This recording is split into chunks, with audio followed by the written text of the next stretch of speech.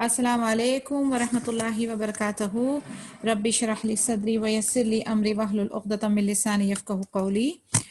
Inshallah, we will begin the 43rd session of Ar-Rahiq al-Maktoum, the Seal Nectar, biography of our noble Prophet Muhammad sallallahu alaihi wasallam.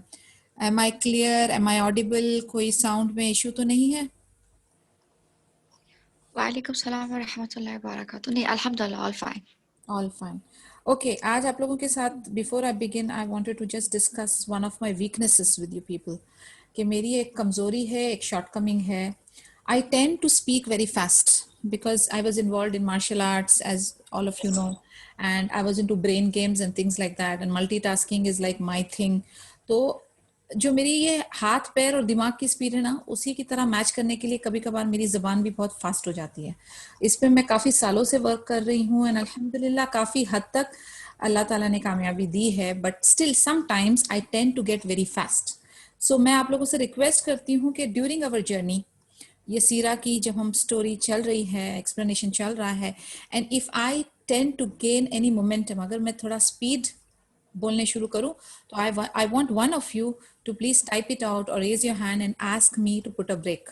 ये तो भला हो एक sister का जिसने highlight किया, जज़ाकल्लाह खैर to her, that yesterday I was pretty fast and few things they were not able to grab.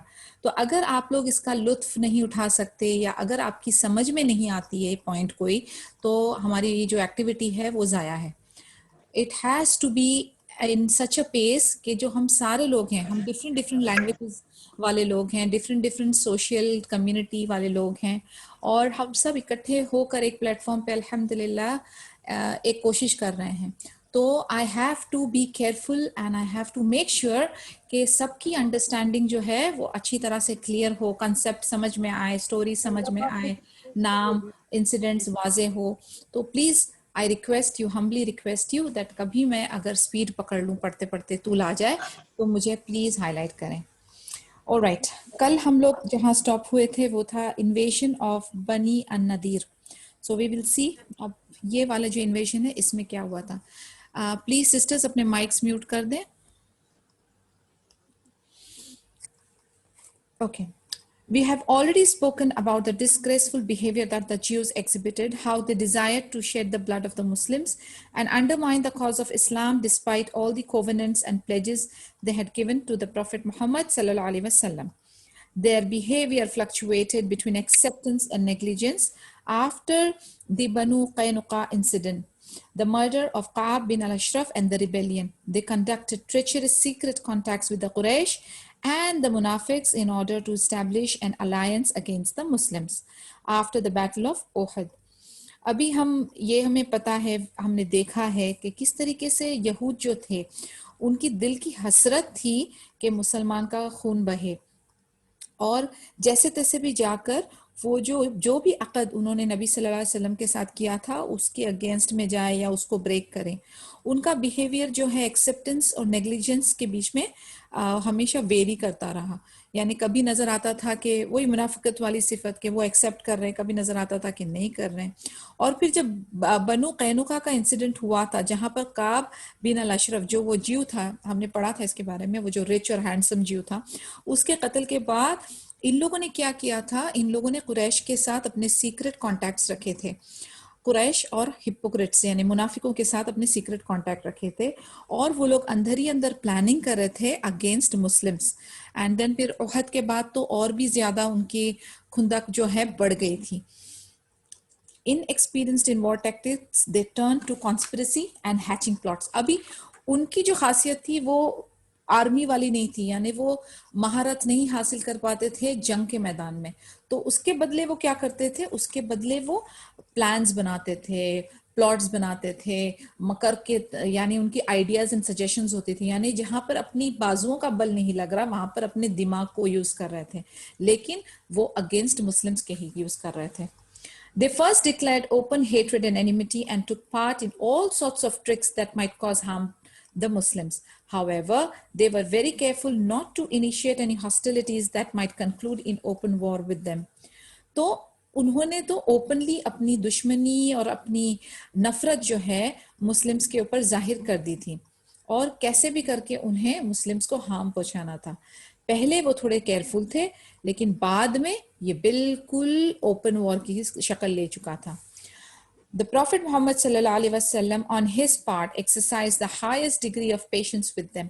However, they went too far in their provocative deeds, especially after the events of Ar-Raji and the well of Mu'ana, even making an attempt on his life. यानी इनके साथ जबकि इनकी जो दुश्मनी है वो एकदम खुले हो गई, वाजे हो गई, और पता चल रहा है इनकी नफरतें इनकी जबान और सोच से जाहिर होने लगी, फिर भी नबी सल्लल्लाहु अलैहि वसल्लम ने बहुत हाईएस्ट डिग्री ऑफ सब्र का मुजाहरा किया था इनके साथ, और इनकी नफरतों और इनकी जो प्रोवोकेटिव भड़काने वाली हरकतें थी उसके अगेंस्ट भी उन्होंने सब्र अपना थामे रखे। और ख़ास तौर से ये जो अर्राजी और वेल ऑफ माउना का इवेंट हुआ था ना, तो यानी आप देखें वो कितनी हद तक, कितनी गलाजत, कितनी नीचे गिर गए थे, वो उतने लेवल पे गिर गए थे कि अब वो कुछ भी करने को तैयार थे, ना उनका कैरेक्टर, ना वो वैल्यूज़, ना मॉरल्स, वो कुछ नहीं रख रहे थे। और उनकी नबी सल्लल्लाहु अलैहि वसल्लम की जान पे भी अटैक करने के अटेम्प्ट्स उनके नज़र आ रहे थे। The Prophet, accompanied with some of his companions, set out to Banu Nadir in seeking their assistance in raising the blood money that needed to be paid to Bani Kalb for the two men that Amir bin Umayya ad-Damri radiyallahu anhu had killed. जैसे हमने कल पढ़ा था कि नबी सल्लल्लाहु अलैहि वसल्लम जो है अभी वो ब्लड मनी कलेक्ट कर रहे हैं ना, किसके लिए कलेक्ट कर रहे थे?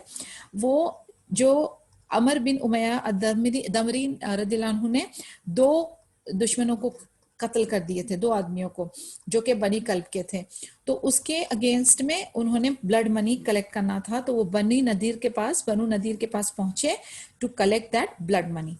This was in accordance with the clauses of the treaty that both parties had already signed.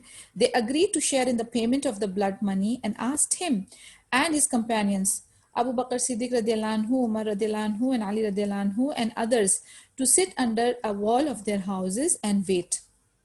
The Jews held a short private meeting in which they conspired to kill the Prophet. अभी आप देखें कि नबी सल्लल्लाहु अलैहि वसल्लम उधर गए हैं, blood money to be given to the दुश्मन only, not for his Muslim, अपने मुस्लिम साथियों के लिए नहीं, ब्लड मनी उनके साथियों के लिए, यानी जो ऑपोजिट पार्टी के हैं उनके लिए कलेक्ट करने बनु नदीर के पास गए हैं। अब वो क्या कह रहे हैं, अग्री कर रहे हैं कि हाँ हम शेयर करेंगे। और फिर उन्होंने उनके कंपेनियंस जो थे, जो नबी सल्लल्लाहु अलैहि वसल्लम के साथ गए थे, अबू बकर सिद्दीक रदियल्लाहु अन्हु, उमर रदियल्लाहु अन्हु, अली रदियल्लाहु अन्हु, उनको कहा कि आप एक दूसरी जगह पे बैठ जाएं, एक वॉल के पास बैठ जाएं, उनके हाउस के पास। और फिर ये ज्यूज जो हैं, यहूद जो हैं, उन्होंने एक प्राइवेट मीटिंग की। अब इस प्राइवेट मीटिंग में वो फिर मकर करना चाह रहे थे, उनके इरादे नेक नहीं थे, वो नबी सल्लल्लाहु अलैहि वसल्लम को कत्ल करने का प्लानिंग करने लगे। तो उनके बीच में जो सबसे विकेट था, सबसे शैतानी इवलिश था, उसका नाम अमर बिन जहाश था। उसने क्या कहा कि मैं वॉलंटियर करता हूं कि मैं वॉल को I will climb up the wall. उसने वॉलंटियर किया कि मैं दीवार पे चढ़ूंगा और ऊपर से एक बड़ा पत्थर नबी सल्लल्लाहु अलैहि वसल्लम के सर पे फेंक दूंगा। तो उनमें से जो एक था सलाम बिन मिशकाम, उसने उनको आगाह किया कि ये गुनाह मत करो, ये बड़ा क्राइम है, और प्रेडिक्टिंग दैट अल्लाह अज़्ज़ा वजल would reveal their plot to him, उसने कहा कि अल्लाह अज़्ज़ा वजल जो है वो नबी सल्लल्लाहु अलैहि वसल्लम को इसके बारे में बता देंगे। और उन्होंने कहा कि ऐसी हरकत करने के बाद तुम एक बहुत बड़ी जो जंग है उसको आग लगा दोगे, मसलन तुम जो है इस हरकत से एक बहुत बड़ी जंग का आगाज कर दोगे, क्योंकि मुस्लिम जो हैं फिर इस एक्ट के बाद वो खामोश नहीं बैठेंगे। तो in fact, Jibreel Amin had come down and revealed to the Prophet Muhammad sallallahu alaihi wasallam their wicked criminal intention. So he with his companions hurried back to Medina. On their way, he told his companion of the divine revelation. And subhanallah, Allah Azza wa Jal ne जिब्रील अमीन के through उनको ये information already पहुंचा दी थी। फिर नबी सल्लल्लाहु अलैहि वसल्लम ने अपने साथियों को गैदर किए और वो मदीना की तरफ लौटने लगे।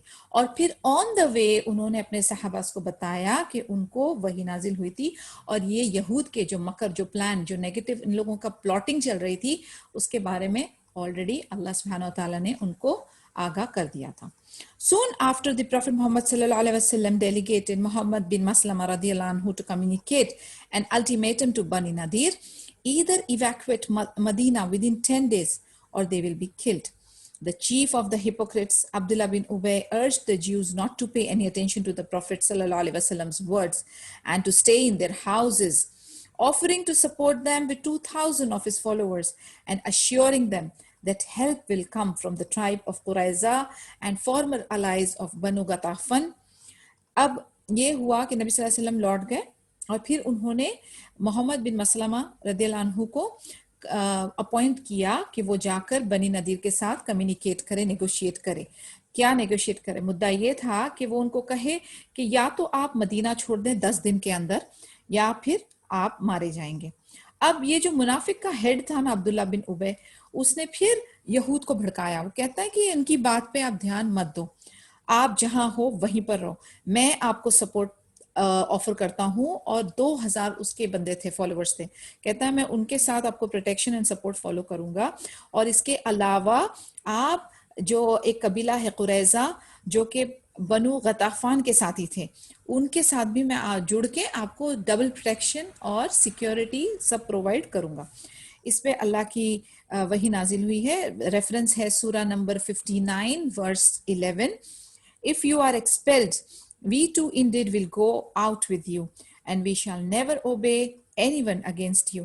And if you are attacked in fight, we shall indeed help you. तो इसमें हमें खुला खुला पता चल रहा है लाइक कि किस तरीके से ये प्लानिंग एंड प्लॉटिंग चल रही है। एंड अल्लाह अज़्ज़ा वजल हैज़ गिवन क्लियर इंडिकेशन कि ये क्या क्या करने वाले हैं, कि अगर आप निकाले जाएंगे, यानी साथ अपना बता रहे हैं यहूद को कि अगर आप निकाले जाएंगे तो हम भी आपके साथ जाएंगे, हम भी इनको ओबे नहीं करेंगे, इनकी अतात नहीं करेंगे, इनको रिस्पेक्ट नहीं देंगे, ऑनर नहीं करेंगे, और अगर ये अटैक करेंगे तो हम फाइट करेंगे, इनफैक्ट हम आपकी हेल्प करेंगे। Regaining their confidence, the Jews became determined to fight. अब इतना सब सुनने के बाद यहूद के अंदर एक वो आ गया, कॉन्फिडेंस आ गया। उसने कहा 2000 प्लस आदमियों की हमारे पास साथ है, इतने सारे दो दो कबीले हमारे साथ ज्वाइन हो रहे हैं, तो वाई शुड यू लिसन, हम क्यों सुने या क्यों ऑनर करें। तो उन्होंने वो अभी डिटरमाइन हो रहे थे कि हम अभी जंग करने के लिए तैयार हैं। Their chief, Huway bin Akhtab, relied completely on what the chief of the hypocrites said. So he sent to Allah's messenger a reply saying, "We will not leave our houses. Do whatever you like."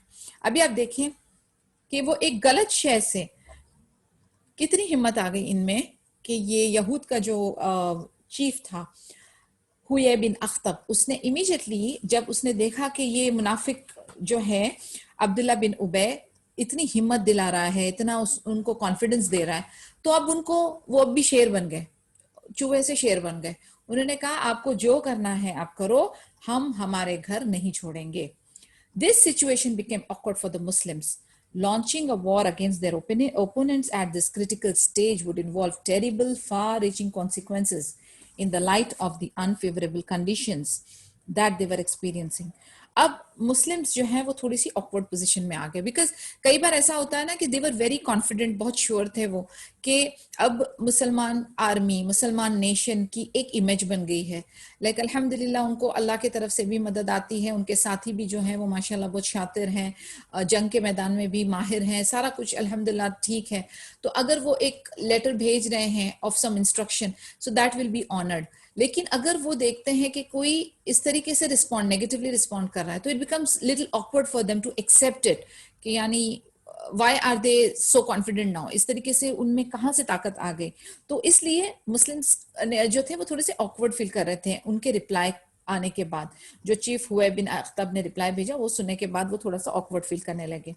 फिर और एक बात थी कि अभी जो है opponent के अगेंस्ट वॉर जो है डिक्लेयर करना वो थोड़ा सा अनफेवरेबल था, बिकॉज अभी बैक टू बैक इतने ज्यादा जंगे उहद के बाद नुकसान, उसके बाद ये छोटे छोटे इन्वेजन्स, छोटे छोटे एक्सपीडिशंस कंटिन्यूसली चल रहे थे, तो ये ज्यादा फेवरेबल कंडीशन नहीं था। इसके अलावा this was in addition to the hostile environment that was growing in power and hatred around them, which could be seen of killing the Muslims during their missions as mentioned earlier. मतलब जैसा हमने देखा कि जंग, एक open जंग में उनका क्या कहते हैं मुकाबला चल रहा है दुश्मनों के साथ। इसके अलावा दुश्मनों की जो एक मुहिम चल रही थी कि वो दगाबाजी करके, धोखेबाजी करके मुस्लिम्स को थोड़ा बहुत क्या कहते हैं उनको जो है मुनाफिकत वाली सिफत अपनी एग्जिबिट करके उनको झांसे में लेकर धीरे धीरे धीरे धीरे मुसलमानों को कत्ल कर रहे थे। तो उससे हमारी स्ट्रेंथ और पावर के ऊपर बेशक फर्क पड़ रहा था। इसीलिए ये फेवरेबल कंडीशन नहीं थी कि इस हालात में, इस मौजूदा हालात में एक नया वॉर जो है हम उसको क्या कहते हैं अंजाम दें, और जो नफरतें और लोगों की जो प्लानिंग और मकर जो था वो बहुत षड्यंत्र था, वो बहुत बढ़ रहा था। तो दैट नबी सल्लल्लाहु अलैहि वसल्लम कुड सेंस इट कि ये इस पॉइंट ऑफ टाइम पे we are experiencing unfavorable conditions. The Jews of Bani Nadir were also a power that needed to be considered, and the prospect of inflicting a military defeat on them was uncertain. Consequently, forcing them into an armed engagement may include unpredictable risks. On the other hand, the continual state of repeated assassinations and acts of treachery carried out against the Muslims, both individually and collectively, brought about an unbearable problem to the followers of Muhammad sallallahu alaihi wasallam. अभी ये जो बनी नदीर के यहूद थे, ये power में थे और इसको डील करना बहुत जरूरी था, लेकिन मिलिट्री के हाथ से, यानी जंग was not the solution basically, लेकिन उनको जो है फोर्स करना कि वो अपनी आर्म्ड एंगेजमेंट से और अपने जो रिस्क जो उनका है हमारे मुस्लिम नेशन के ऊपर, उसको निपटने के लिए जरूर कुछ करने की जरूरत तो थी। क्यों? क्योंकि बार बार अटैक्स हो रहे थे, बार बार जिस तरीके से वो इंडिविजुअली और कलेक्टिवली मुसलमानों को नुकसान पहुंचा रहे थे, और कंटिन्यूसली जो जान का, माल का, मुसलमान नेशन और आर्मी का नुकसान हो रहा था, इससे बहुत ज्यादा प्रॉब्लम हो रही थी। जितने सहाबाज थे, जितने मुस्लिम्स थे, नबी सल्लल्लाहु अलैहि वसल्लम के जो फॉलोवर्स थे, उनको बहुत ज्यादा दिक्कत और तकलीफें आ रही थी। Having judged all the positives and negatives in this perspective, and in the light of the disgraceful attempt on the life of the Prophet Muhammad sallallahu alaihi wasallam, the Muslims made the decisive decision to take up arms against the Jews, irrespective of the consequences that this may bring. लेकिन क्योंकि ये problem को अगर solve ना किया जाए, तो मुसलमान नेशन को इस चीज का अंदाजा था कि ये बहुत बड़ी प्रॉब्लम आगे चल के हो सकती है। क्योंकि जिस तरीके से उन लोगों ने छोटे बड़े अटैक्स किए थे, जिस तरीके से उन्होंने इंडिविजुअली कलेक्टिवली मुसलमानों का कत्ल किया था, जिस तरीके से उनकी इतनी मजाल हो गई थी कि वो अभी नबी सल्लल्लाहु अलैहि वसल्लम को डायरेक्ट थ्रेट उनकी लाइफ को अटैक कर रहे थे, तो एक डिसाइसिव, सब लोगों ने मिलकर एक यूनानिमस डिसीजन लिया कि हम लोग चाहे जो भी हो जाए, अब हम इनका मुकाबला करेंगे और कोई भी कॉन्सिक्वेंसेस हो वो फेस करने के लिए तैयार थे। When Allah's Messenger sallallahu alaihi wasallam received the reply of Huyay bin Akhtab, he said, Allahu Akbar, Allah is the most great, and the companions repeated it after him. After appointing Ibn Maktoum to administer the affairs of Medina during his absence, he set out to fight them, and the standard was entrusted to Ali bin Abi Talib radiallahu anhu. He laid siege to their forts for 6 nights, while another version states 15. अब जब नबी सल्लल्लाहु अलैहि वसल्लम के पास इसका reply आ गया था हुए बिन अख्तब का कि आप जो चाहे कर लें, हम तो अपने घरों को नहीं छोड़ेंगे, तो नबी सल्लल्लाहु अलैहि वसल्लम के फर्स्ट कमेंट क्या थे? अल्लाहु अकबर। ओके, अल्लाहु अकबर बोलते साथ सारे सहाबाज ने भी उनके पीछे रिपीट किया। फिर उन्होंने इब्न मखतूम रदियल्लाहु अन्हु को अपनी जगह पर अपॉइंट किया, क्योंकि अब वो निकल पड़े थे अपने एक्सपीडिशन पर, और अली इब्न तालिब रदियल्लाहु अन्हु को फ्लैगशिप दी गई थी। वो निकल पड़े और फिर उनके फोर्ट्स के पास जाके 6 नाइट्स का उनका पड़ाव था। दूसरी नरेशन में 15 नाइट्स का जिक्र है, Allahu alam, which is the correct number. Banu Nadir retreated into their castles and began to shoot arrows and pelting stones at the Muslim, enjoying the strategic advantage that their thick fields of palm trees provided. The Muslims were therefore ordered to cut and burn those trees. In this respect, Allah the Almighty states in the Quran, Surah 59, verse 5, what you, O Muslims, cut down of the palm trees of the enemy, or you left them standing on their stems, it was by leave of Allah Azza wa Jal. यानी अब जब ये बनु नदीर में पहुंचे, उनके Castle's की तरफ पहुंचे, तो वो लोगों ने शूट एरो जो है फेंकना, उसका तीर उनके तरफ फेंकना शुरू किया और पत्थरों के साथ भी मारना शुरू किया। बट मुस्लिम्स के पास जो है बहुत अच्छा एडवांटेज था, क्योंकि वहां पर जो था थिक फील्ड ऑफ पाम्स थी, यानी जो उनके जो पाम्स के जो ऑर्किड झाड़ जो थे वो बहुत घने थे, इस वजह से इनको नुकसान नहीं पहुंच रहा था। फिर मुस्लिम्स ने क्या किया, Muslims were therefore order to cut and burn those trees. क्यों? क्योंकि फिर उनकी प्रोटेक्शन तो हो रही है, but at the same time they are not able to attack, तो इसीलिए उनको कट और बर्न करने का हुक्म आया। अब इसमें जो रेफरेंस वाली आयत है वो सूरा नंबर 59 वर्स 5 थी कि व्हाट यू ओ मुस्लिम्स, आप जो ये कट डाउन कर रहे हो पाम ट्री अपने दुश्मनों के, या आप उनको छोड़ दे रहे हो, ये सब अल्लाह की मर्जी से हो रहा है। The tribe of Qurayza remained neutral and the hypocrite Abdullah bin Ubay as well as Ghatafan failed to keep their promises of support. अब कुरैजा की जो ट्राइब थी, यानी अब आप देखें अब्दुल्ला बिन उबय ने उन लोगों को भड़काया, अपना मकर और अपना प्लान के मुताबिक उसने उन लोगों को बहुत अच्छी तरह से भड़काया और तसल्ली दी कि मैं आपको सपोर्ट करूंगा, कुरैजा की ट्राइब सपोर्ट करेगी एंड गताफान भी आपको सपोर्ट करेंगे। बट हकीकत में क्या हुआ, जब मौका आया तो क्या हुआ, मुनाफिक, वंस अ मुनाफिक ऑलवेज अ मुनाफिक, वो वहां से भी पलट गया। ना तो कुरैजा जो ट्राइब थी वो न्यूट्रल हो गई, ना हाँ ना, और गताफान जो है वो भी, अब्दुल्ला बिन उबय एज वेल एज गताफान जो है वो भी कुछ सपोर्ट के लिए नहीं आए। इस पर we have a Quranic reference from सूरा number 59 verse 16, their allies deceive them like shaitan when he says to men disbelieve in Allah Azza wa Jal, but when man disbelieves in Allah Azza wa Jal, shaitan says I am free of you। यानी मिसाल उसकी दी गई है मुनाफिक अब्दुल्ला बिन उबय की कि वो बिल्कुल शैतान की तरह का मामला करता है, जैसे शैतान हमें किस तरीके से गफलत में डालता है कि कर लो कर लो कर लो, कोई प्रॉब्लम नहीं, अल्लाह से कुफर कर लो, और फिर उसके बाद जब इंसान बवाल में फंस जाता है फिर शैतान अपने हाथ छोड़ देता है, मैंने तो कुछ नहीं किया, मैंने तो आपको कुछ नहीं फोर्स किया, ये आपकी मर्जी थी। विच मीन्स कि इसी तरीके से आप देखें कि आप किस लोगों से एडवाइसेस लेते हैं, आप किन लोगों के ऊपर डिपेंड करते हैं। हमेशा अपनी choice of people in regards to advices, in regards to suggestions, आप ऐसी रखें जो डिजर्विंग हो।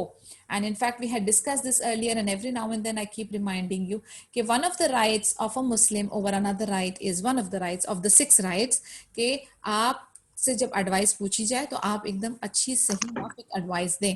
तो अब आप देखें कि यहाँ पर अब्दुल्ला बिन उबय ने जो है बनी नदीर के यहूदियों को फंसा दिया, बेसिकली उनसे कहा कि आपको मदद ऊपर मिलेगी, आएंगे तो वैक्यूम ले आना ऊपर, उनसे कहा कि आपको मदद मिलेगी, बट बाद में वक्त आने पर पलट गया।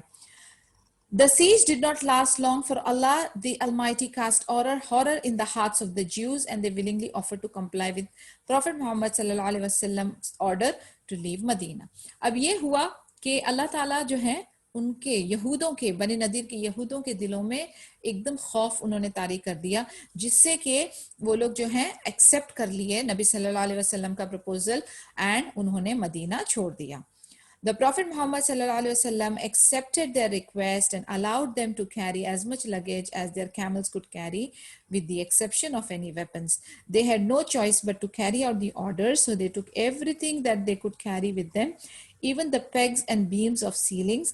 Their caravan counted 600 loaded camels, including their chiefs Huyay bin Akhtab and Salam bin Abul Huqaiq, who left for Khaybar, whereas another party headed for Syria. Two of them embraced Islam, Yamim bin Amr and Abu Sa'ad bin Wahab, and so they retained their personal wealth. अभी decide हो गया कि आपने जाना है Medina छोड़ के, तो नबी सल्लल्लाहु अलैहि वसल्लम ने कंडीशंस क्या रखी, उनसे कहा आप उतना ही सामान ले जाएं जितना आपके कैमल्स लोड कर सकते हैं, और आप अपने साथ कोई भी हथियार नहीं ले जाएंगे। अब ऑफ कोर्स वो लोग इस कंडीशन में नहीं है कि नेगोशिएट करें, तो उन्होंने एक्सेप्ट कर लिया और वो अपने कैमल्स को लदा के चीजें लेकर गए, यहां तक कि उन्होंने लिया कि ये जो खूंटिया होती है ना और रूफ की जो बीम्स वगैरह होती हैं वो भी चीजें उठा उठा के उखेड़ उखेड़ के लेकर गए। फिर उनके साथ कौन थे, हुया बिन अख्ताब जो उनका लीडर था, सलाम बिन अबू हुकैक, ये सारे यहूद हैं बनी नदीर के। ये लोग कहाँ, कुछ निकल गए खैबर, कुछ निकल गए सीरिया। इनमें से दो जो थे, यामिन बिन आमर और अबू साद बिन वहाब, ये जो मुसलमान बन गए थे और इसीलिए इनकी पर्सनल वेल्थ रिटेन थी, यानी बिकॉज वो मुस्लिम बन गए थे तो they are one of us now, तो उनको कोई प्रॉब्लम नहीं हुआ, they could stay normally and they retain their wealth, उनका पैसा, उनकी वेल्थ उन्हीं के पास था। Allah's messenger sallallahu alaihi wasallam seized their weapons, lands, houses and wealth। और ये जो बाकी यहूद थे जो वो ले जा सके, बाकी जो है वो सारा कुछ मुस्लिम नेशन के पास आ गया, उनके हथियार, उनके लैंड, उनके घर, उनकी wealth. Okay, among the other booty he managed to capture were 50 suits of armor, 50 helmets and 340 swords.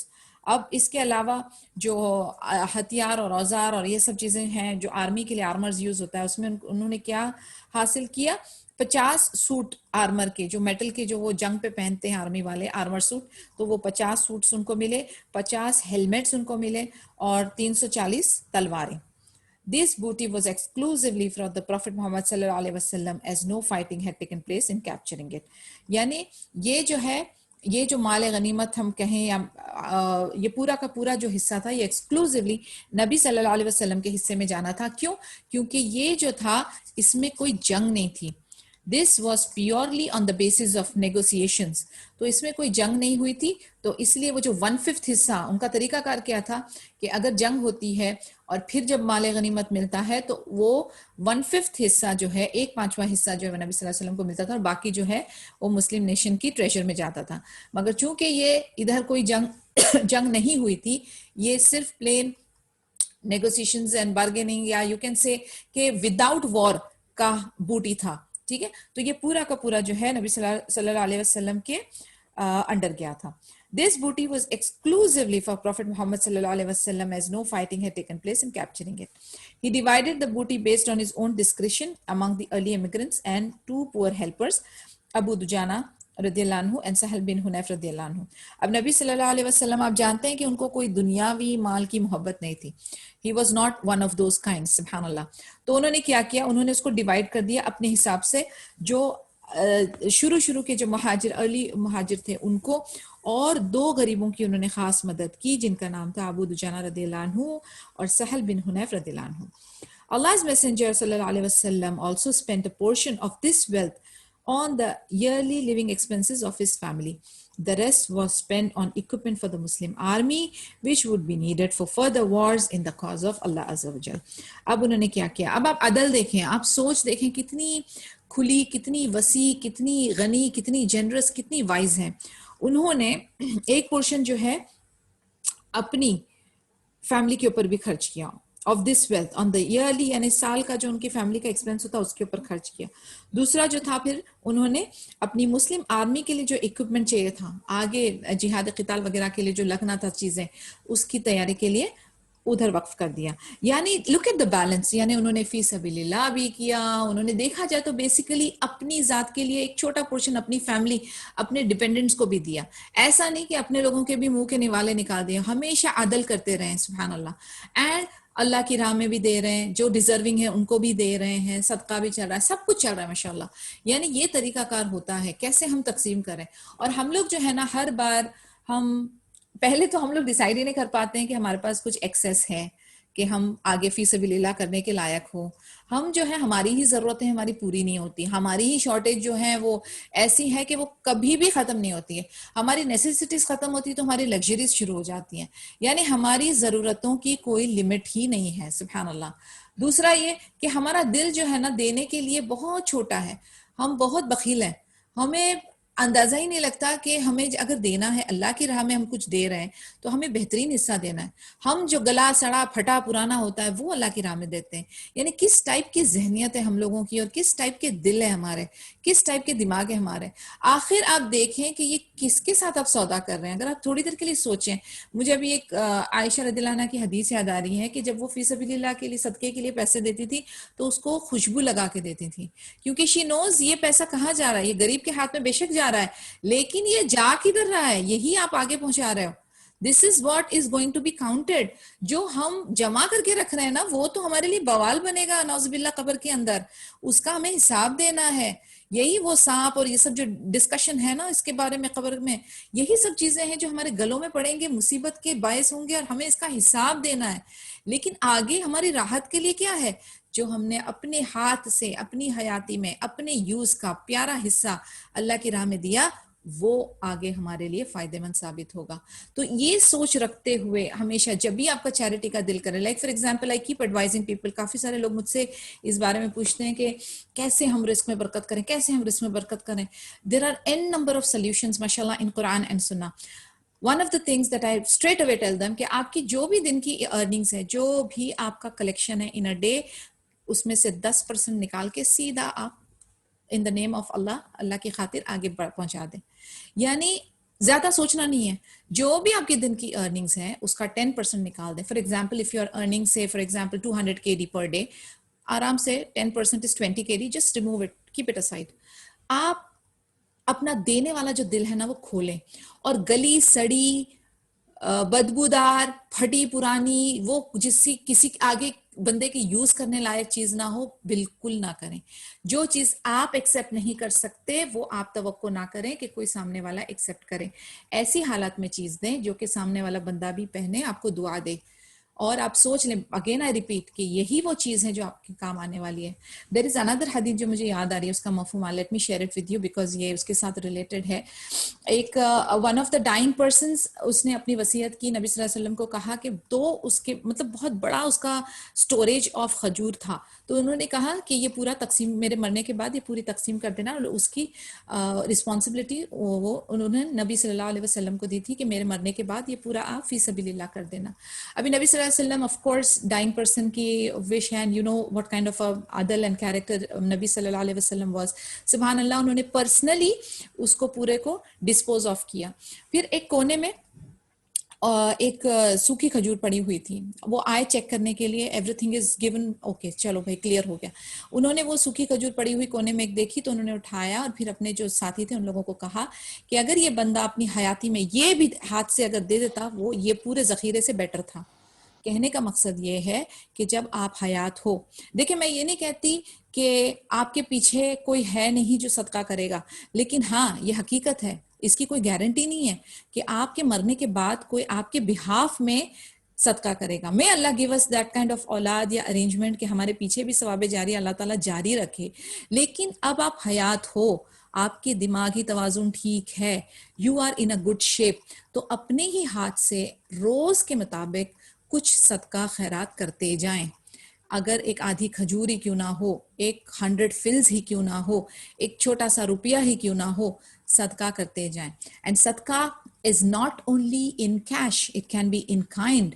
As per the hadith, smiling is a sadqa, giving a good advice is a sadqa, feeding your wife is a सदका। यानी सुभान अल्लाह, दीन इस्लाम में बहुत scope है, अजर कमाने के लिए बहुत मौके हैं। आप बस नियत अच्छी रखें, इखलास और खुलूस के साथ आप करने का इरादा करें, इंशाअल्लाह बिइज़्निल्लाह अल्लाह सुब्हानहू व तआला will open up the doors for you. Allah सुब्हानहू व तआला will open up your hearts and mind towards charity. So please आज का जो हमारा टेक होम मैसेज है वो है charity in the cause of Allah अज़्ज़ा वजल, और अपने हाथ से हम खुद करेंगे। हम वेट नहीं करेंगे कि हमारे मरने के बाद हम वसीयत करें, और इंशाल्लाह बिइज़्निल्लाह ऐसा भी हो, मैं तो कहती हूँ वो भी हो सवाब जारिया, बट अपनी हयाती में हम उसका इंतजाम भी करेंगे on a daily basis, once in a while नहीं, ऑन अ डेली बेसिस। अब आप इसको मिस्टेक ना करें कि भाई हम ज़कात दे दिए फारिग हो गए, पूरा साल कुछ नहीं करना, ऐसा नहीं है। Everything has to go parallel, ज़कात भी जानी है, आप अपना तकसीम भी करते रहें, और इसको बढ़ाने की कोशिश करें, क्योंकि जितना आप अपनी सोचेंगे ना मैं उधर प्लॉट खरीद लूं, उधर गोल्ड बना लूं, उधर जमा लूं, ये सब बवाल होने वाला है। ओके, बट अपने हाथ से एक पोर्शन जो है वो जरूर निकाल दें, थोड़ी सिक्योरिटी इज देयर। देखें नबी सल्लल्लाहु अलैहि वसल्लम अपनी फैमिली पे भी करते पूरा, इसमें खास बल्कि मेंशन है कि ईयरली, यानी उन्होंने अपनी पर्सनल फैमिली के लिए क्या इंतजाम किया, ईयरली का जो उनका एक्सपेंसेस है उसका इंतजाम किया। तो नॉट दैट कि यू विल बिकम वेरी यानी मिसकैलकुलेटिव कि भाई पूरा 100% दे दो, जीरो कर दो, ऐसा नहीं है। लेकिन मैं फिर कहती हूँ कुछ पोर्शन, मैंने 10% का जिक्र किया ना, 90 का नहीं, तो 10% की तो इतनी हमारी हैसियत है अल्हम्दुलिल्लाह, इतना कर दिया करें। This booty, okay. The invasion of Bani Nadir took place in Rabiul Awal, 4th after Hijri, corresponding to August 625 CE. Almost all the verses of Surah Al-Hashr, chapter 59, the gathering, describe the exile of the Jews and reveal the disgraceful manners of the Munafiq. The verses also manifest the rules that were applied to the booty. अभी बनी नदीर का जो ये किस्सा हुआ था, ये रबीउल अव्वल 4 आफ्टर हिजरी का है, जो कि अगस्त 625 सीई का किस्सा है। और सूरत अल हशर जो है चैप्टर 59 द गैदरिंग, इसमें इसका पूरा खुलासा है।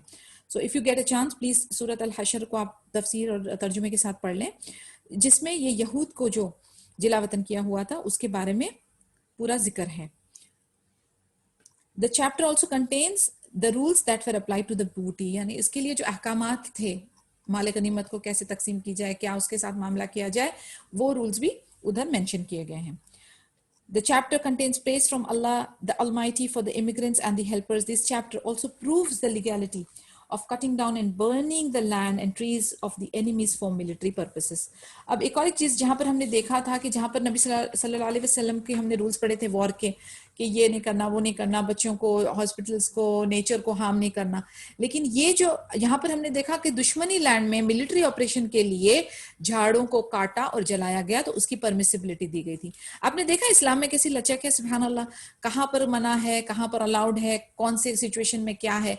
एकदम एक सख्त वो रिजिड तरीका नहीं है इस्लाम का, बहुत लचक है, बहुत फ्लेक्सिबिलिटी है, situation to situation, person to person, consequence to consequence, इसमें अल्हम्दुलिल्लाह सोल्यूशन मौजूद है.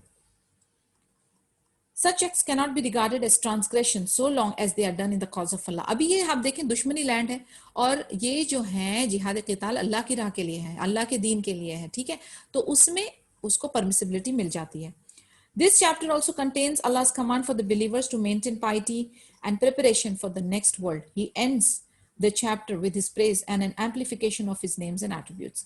फिर इसी ही सूरा के अंदर अल्लाह अज़्ज़ा वजल जो है वो ईमान वालों को किस चीज का कमांड कर रहे हैं, तकवे का, और कह रहे हैं कि प्रिपेयर करो नेक्स्ट वर्ल्ड के लिए. और कहाँ पर ये चैप्टर फिर खत्म होता है, अल्लाह की हम्द व सना से ये चैप्टर फिर खत्म होता है.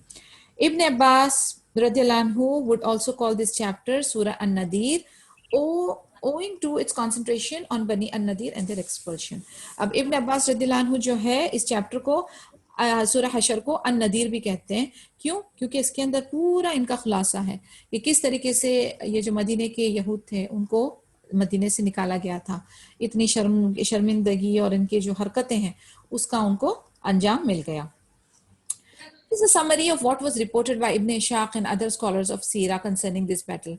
However, Abu Dawud, Abdul Razzaq and others have reported additional information concerning the battle. तो अभी तक जो हमने बनी नदीर के बारे में पढ़ा, किस्से के बारे में, वो इब्न इशाक रज़ियल्लाहु अन्हु का वर्जन था. अभी आगे जब हम पढ़ेंगे अबू दाऊद, अब्दुल रज़ाक वगैरह, उन्होंने क्या कहा, additional information about this battle. After the events of बदर, the disbelievers from among the Quraysh sent a message to the Jews stating that they should kill Muhammad sallallahu alaihi wasallam, owing to their possession of fortress and armor. Otherwise, they themselves would accomplish this and would therefore enslave the Jewish women. After receiving this message, the Jews of Banu Nadir gathered to conspire against the messenger sallallahu alaihi wasallam. They sent a message to the Prophet Muhammad sallallahu alaihi wasallam asking him to come with 30 of his companions, and they also would come with 30 of their rabbis. They would all meet at a set location and they would listen to what the Prophet Muhammad sallallahu alaihi wasallam had to say, half from this group and half from theirs. If they trusted and believed in him, then all of the people would follow suit in accepting Islam. अभी दूसरा version में ये आता है कि जैसे ही जंग बदर खत्म हुई, डिसबिलीवर्स जो कुरैश के थे उन्होंने मैसेज भेजा यहूद को कि वो लोग जो हैं प्लान करना चाहिए, नबी सल्लल्लाहु अलैहि वसल्लम के कत्ल का प्लानिंग शुरू कर देना चाहिए. और क्योंकि उनके पास फोर्ट थे, उनके पास वो आर्मर्स थे, वेपन्स थे, तो ये टास्क आसान करना मुश्किल नहीं है. और after receiving the message, Jews ने क्या किया, बनु नदीर के, उन्होंने प्लान करना, नबी सल्लल्लाहु अलैहि वसल्लम के अगेंस्ट प्लान करना शुरू किया. फिर उन्होंने नबी सल्लल्लाहु अलैहि वसल्लम को मैसेज दिया कि आप अपने 30 सहाबाज के साथ आओ और हम भी अपने 3 रब्बीज यानी उनके जो प्रीस्ट होते हैं ना ज्यूज के, उनके साथ पहुंचेंगे. फिर उन्होंने कहा हम लोग एक जगह, फिक्स जगह पे पहुंचेंगे, हम आपकी सुनेंगे, आप हमारी सुनेंगे, और अगर जो भी बिलीव कर जाता है, किसी की बात पे भरोसा कर जाता है, तो वो इस्लाम कबूल कर लेंगे. यानी अगर वो राजी हो जाते हैं, मुतमईन हो जाते हैं कि नबी सल्लल्लाहु अलैहि वसल्लम क्या बात कर रहे हैं, तो वो उनको फॉलो करना शुरू कर देंगे. The Prophet Muhammad sallallahu alaihi wasallam set out with 30 of his companions, while the Jews also set out with 30 rabbis to meet him. When the Jews reached a certain area, some of them said to the others, "How can we kill him while he is accompanied by 30 men, all of whom wish to die before him?" So they sent a message saying, "How can we and you come to a mutual understanding while we will total 60 men? Come with 3 of your companions and we will send 3 of our learned men to listen to you. If they trust you, then we will all trust and believe in you. फिर जब ये लोग निकल पड़े तो यहूदों के बीच में फिर बातचीत होने लगी कि हम लोग कैसे कत्ल कर सकते हैं नबी सल्लल्लाहु अलैहि वसल्लम को। उनके साथ 30 सहाबाज हैं और वो ऐसे हैं जो उनके ऊपर जान निछावर करते हैं, तो ये प्लान कुछ ठीक नहीं है। फिर उन्होंने डिसाइड किया कि हम एक मैसेज भेजते हैं कि आप अपने 3 बंदों के साथ आओ, हम अपने 3 रब्बीज के साथ आते हैं, आप इन तीनों को कन्विंस करो और अगर ये 3 कन्विंस हो गए तो पूरा का पूरा ग्रुप आप में बिलीव करेगा। The Prophet Muhammad sallallahu alaihi wasallam set out with 3 of his companions. However, before reaching the rendezvous, they received information that the Jews had concealed their daggers and were plotting to assassinate the Prophet Muhammad sallallahu alaihi wasallam. So he returned.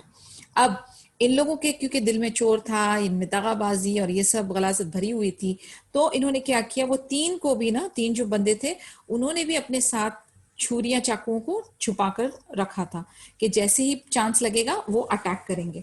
अब नबी सल्लल्लाहु अलैहि वसल्लम के ऊपर ये भी वाजे हो गया और फिर नबी सल्लल्लाहु अलैहि वसल्लम उनसे मिलने से पहले ही रिटर्न हो गए। The next morning, the Prophet Muhammad sallallahu alaihi wasallam sent them a message and surrounded them. He related to them that they would not be trusted without a treaty, but they refused to a treaty. So on the day of their refusal, the Prophet Muhammad sallallahu alaihi wasallam and the Muslims fought against them. The following day, he left Bani Nadir and sent a message to Bani Qurayza, inviting them to make a treaty, to which they agreed. अभी जब ये जानने, इनके इरादे जानने के बाद नबी सल्लल्लाहु अलैहि वसल्लम लौट गए और फिर उसके बाद नबी सल्लल्लाहु अलैहि वसल्लम ने उनको मैसेज भेजा और उनको घेरे में लिया। उन्होंने कहा कि आप पे हम भरोसा नहीं कर सकते, सबसे पहले हम एक अक़द साइन करेंगे। तो उन्होंने अक़द साइन करने से, ट्रीटी साइन करने से इनकार कर दिया।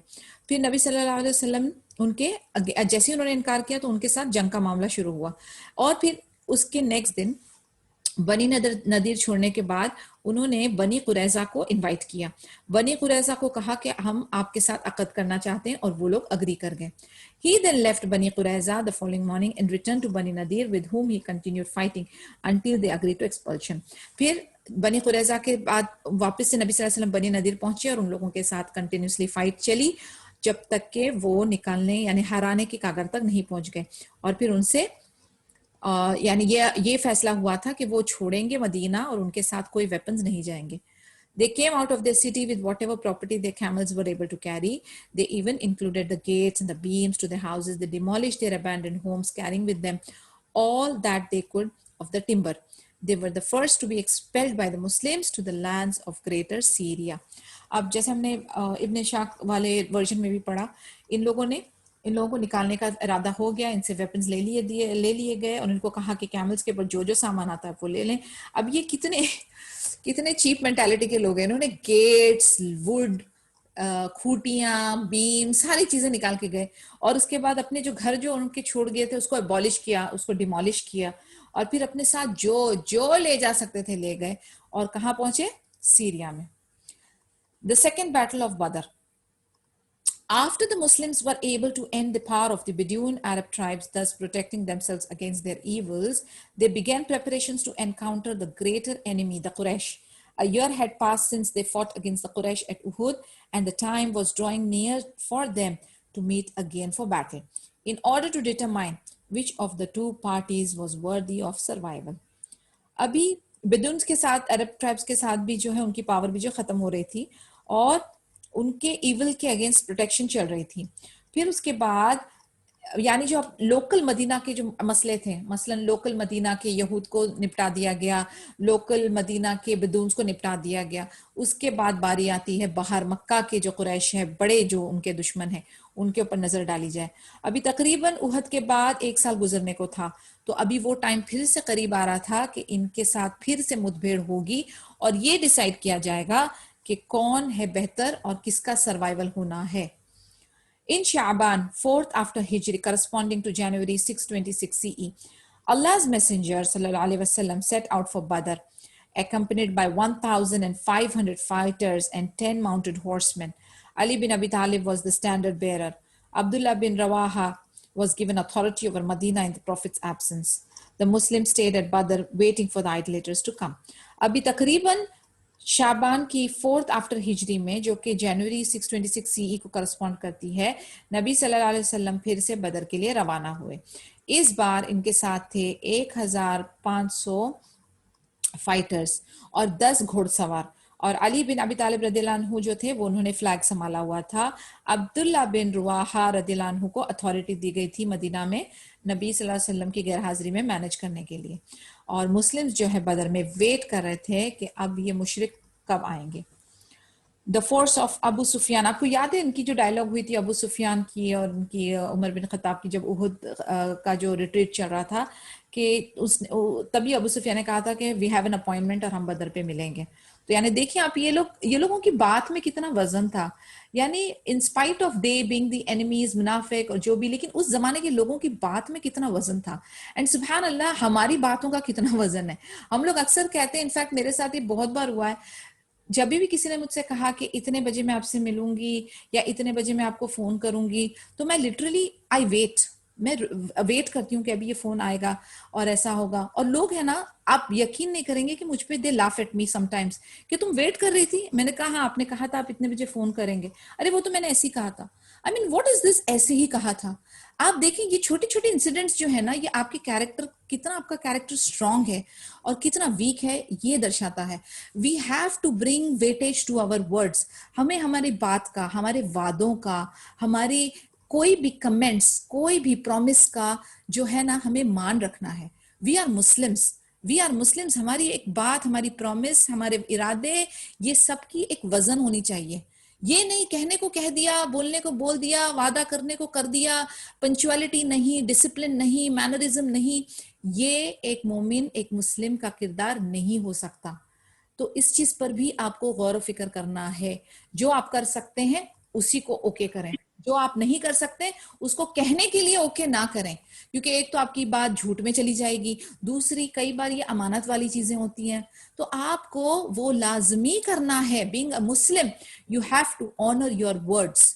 तो इस चीज पर भी थोड़ा सा गौर फिक्र करें और अपनी बात जो आप कर सकते हैं वही कमिट करें, जो नहीं कर सकते don't Nord for it.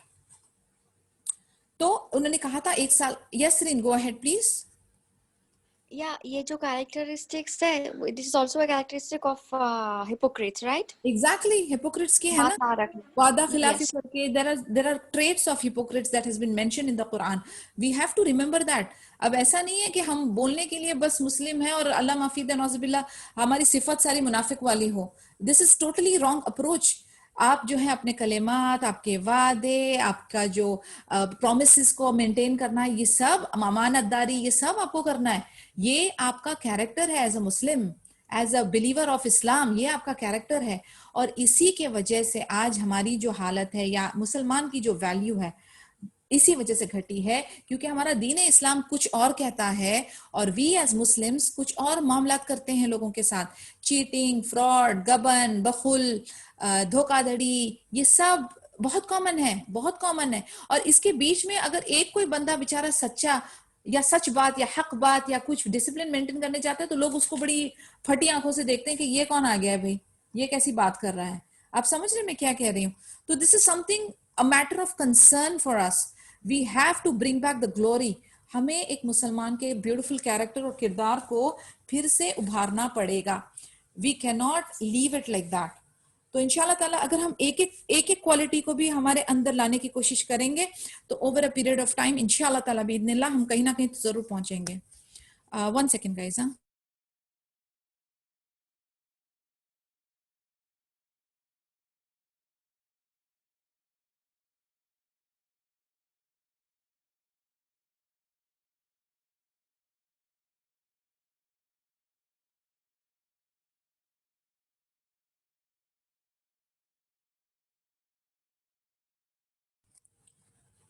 Okay, सो हम लोगों ने देखा कि कैरेक्टर्स जो हैं, the values and the morals and the characteristics of a Muslim has to be maintained.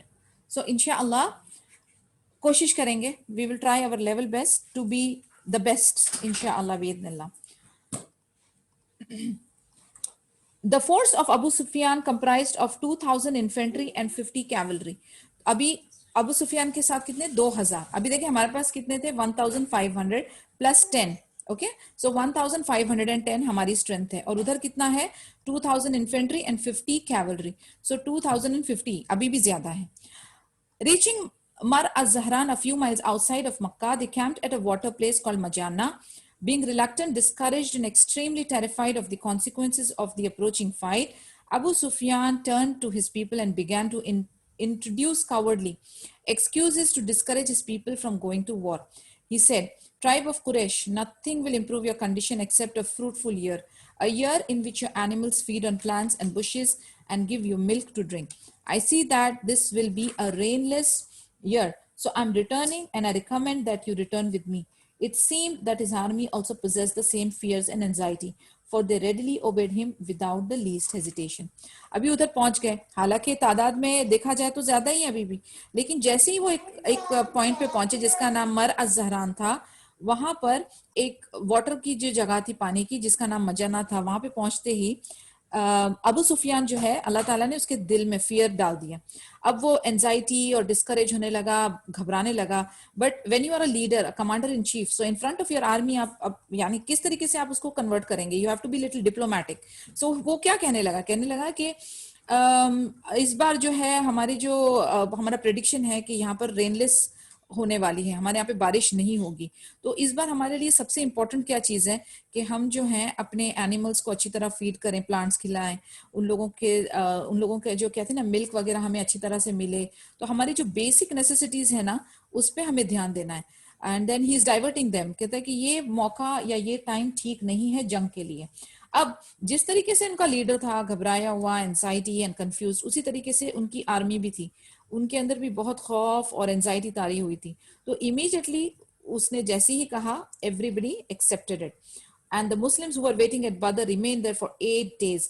And सुभान अल्लाह, इस तरफ आप देखें नबी सल्लल्लाहु अलैहि वसल्लम के इरादे पक्के एंड पुख्ता, नो फियर एट ऑल. सुभान अल्लाह, दे आर मुतमईन. वो भी लीडर भी हमारे बिल्कुल सेट और आर्मी भी बिल्कुल सेट. 8 days, 8 दिनों तक उन्होंने उनका इंतजार किया. They took advantage of their stay and began to trade, resulting in substantial profits. Due to the failure of the idolaters to fight, the balance of power once again shifted in the favor of the Muslims. The Muslims were able to regain their military reputation, their dignity, and managed to impose their awe-inspiring presence over the whole of Arabia. In brief, they mastered and controlled the entire situation. This expedition had many names: Badr, the appointment, Badr, the second Badr, the latter, and the Badr minor. अभी 8 दिन ये इंतजार कर रहे हैं, तो आपको क्या लग रहा है 8 दिन इन्होंने रेस्ट किया होगा, कंफर्ट जोन में होंगे, ट्रेनिंग की होगी? नहीं, वहां पर भी वो ट्रेड करने लगे. उन्होंने टाइम लिया, जैसे मैंने आपको कहा था कि they used to make fruitful usage of time. They had a very productive and constructive usage of time. They started trading there, जिससे उनको बहुत ज्यादा मुनाफा हुआ. फिर क्योंकि ये लोग देखा जाए तो जो मुशरिक थे, जो वो लोग डर के भागे, they didn't fight. पहुंच कर भी they didn't fight. तो इस वजह से जो पलड़ा था वो मुस्लिम्स के फेवर में भारी हो गया. एंड लोगों के ऊपर फिर मुस्लिम्स की जो है वो धाक जम गई, मिलिट्री रेपुटेशन और डिग्निटी बढ़ गई. और उससे पूरे अरेबिया में जो था फिर से वी रिगेन्ड आवर ग्लोरी. सुभान अल्लाह. तो इस तरीके से जो है पूरी सिचुएशन का कंट्रोल जो है वो मुस्लिम्स के हाथों में आगे आ गया. और इस एक्सपीडिशन के नाम डिफरेंट दिए गए, जैसे बदर द अपॉइंटमेंट क्योंकि 1 साल पहले अबू सुफियान ने कहा था कि we will meet in an appointment, we have an appointment, तो इसका नाम रखा गया Badr the appointment, Badr the second Badr, the latter and minor Badr. So इंशाल्लाह इट्स ऑलमोस्ट 3 o'clock.